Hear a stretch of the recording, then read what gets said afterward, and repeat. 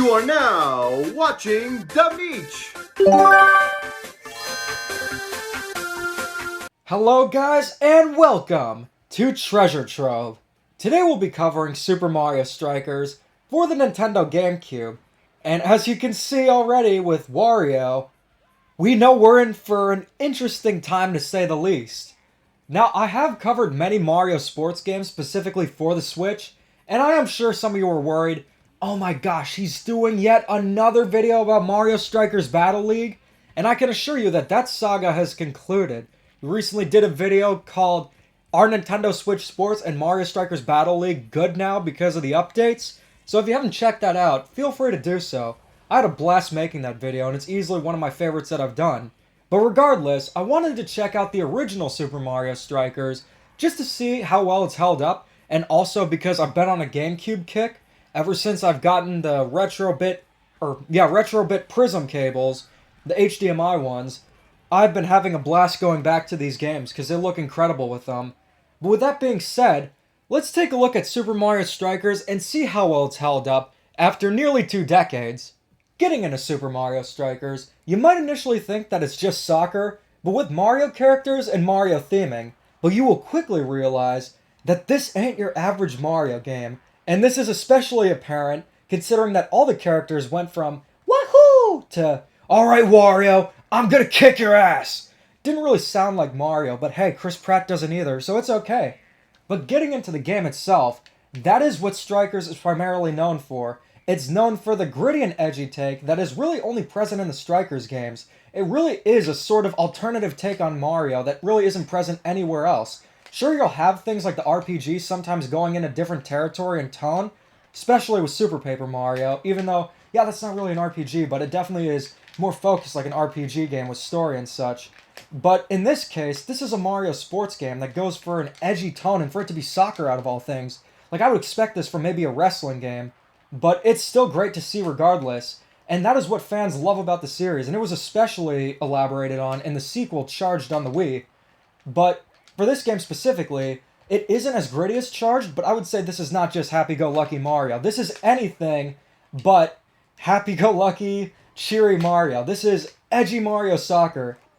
Now, it is cool to have a different tone and a different atmosphere, but just like restaurants, nobody goes to a game for atmosphere. They go for a game, just like you go to a restaurant for food and not atmosphere. Food, water, atmosphere. Wouldn't be a Demeech video without a reference to SpongeBob. So, with Mario Strikers specifically, your goal is pretty much the same as soccer, which is making goals. But that's pretty much where the similarities to regular soccer end, where it just has the core mechanics, because this is anything but a standard game of soccer. Usually with the Mario sports game, there will be Mario flair when it comes to things like items and just the stages overall. But the difference between a regular soccer game and Super Mario Strikers is just how chaotic it can get. You saw right there that I pulled off a Super Strike. This is something that you can do in the game to get 2 points instead of the usual 1. And pulling it off is not as easy as you'd think. You can try to pull it off, but there are so many other factors you gotta keep in mind. This is the definition of a game that is very easy to learn, but difficult to master.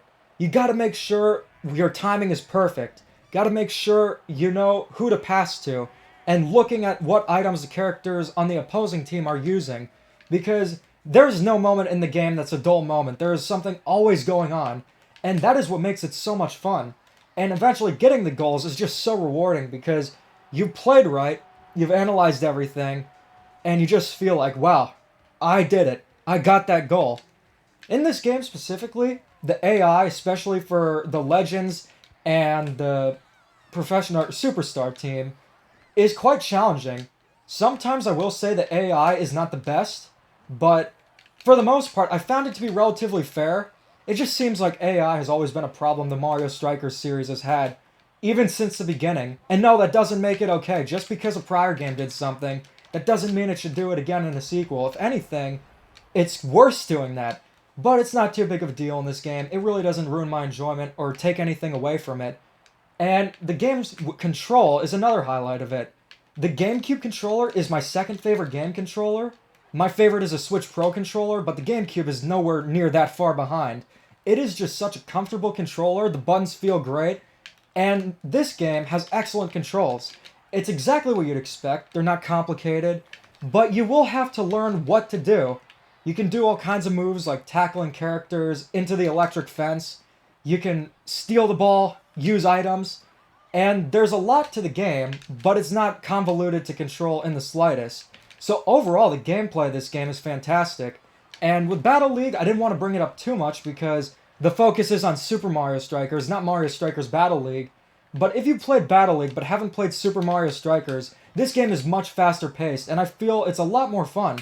And with the controls being much easier to understand and just straight to the point, I found it to just overall be a far more fun experience. And this doesn't even include the items, because while there are standard items such as, the bananas, shells, bombs, superstar, there are all kinds of interesting items like the spiny shells, which throw 3 shells in a straight direction, and then there are the freezy shells, which freeze the characters.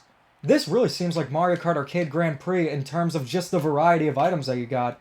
So, the gameplay, at its core and just overall, is outstanding, and I can easily see why the Mario Strikers series became so beloved, because this game has an excellent gameplay loop. But there are some flaws that set it from being as great as it could be, and this goes in line with mostly content, but with the presentation, I love the design of the fields, I love the gritty, edgy look to it, but the problem is, there's no music while you're playing. There's music in the menus, but while you're playing, unfortunately, there's no music, just sound effects. Maybe if they were going for the edgy tone, I kind of understand that, but at the same time, I think it would have been really nice to have some music in the game. It just would make it more fun. It's just not a Mario game if you don't have music in the background. But the presentation is mostly excellent. As I said, I love the tone of the game. I think it's really cool that they went for sort of the edgy, gritty thing for Mario.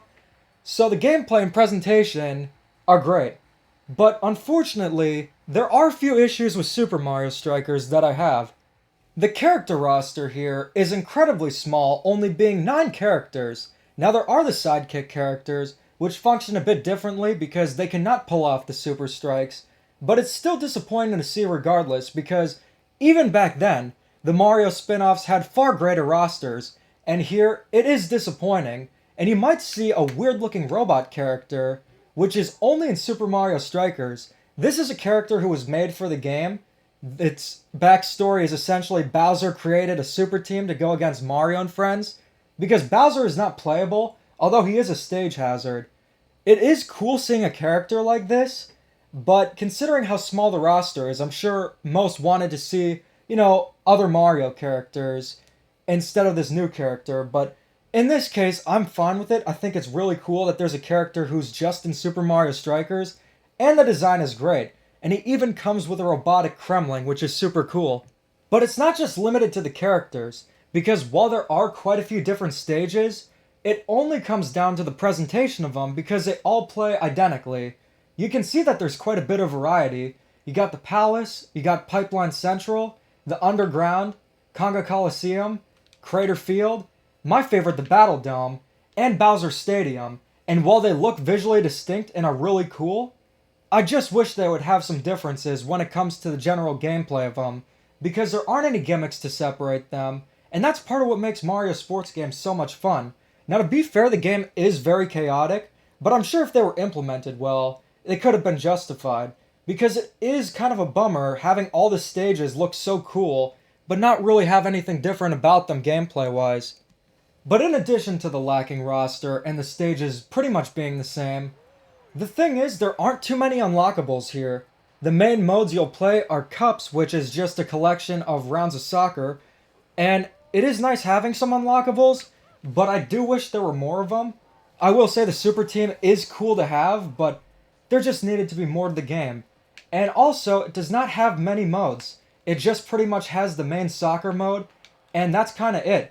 One thing about the Super Team, though, is that all the characters will be able to pull off the Super Strike, which will make the game unfair if you're playing against another character, but if you're just playing it for the cup battles and stuff, or just want a sort of an easier mode, you could definitely do that. I don't do it personally, but just for the sake of the video showing them off, I think that gives you a good idea of what they're like.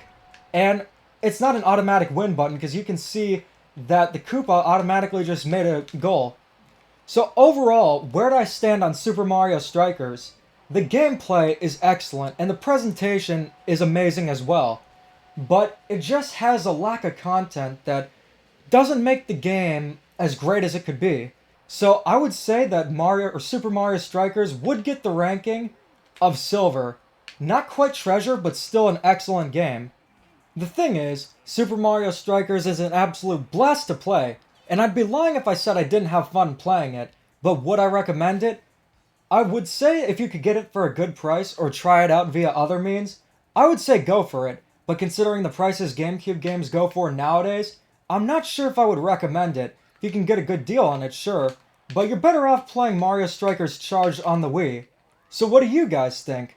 Let me know in the comments, and keep calm and da-da on.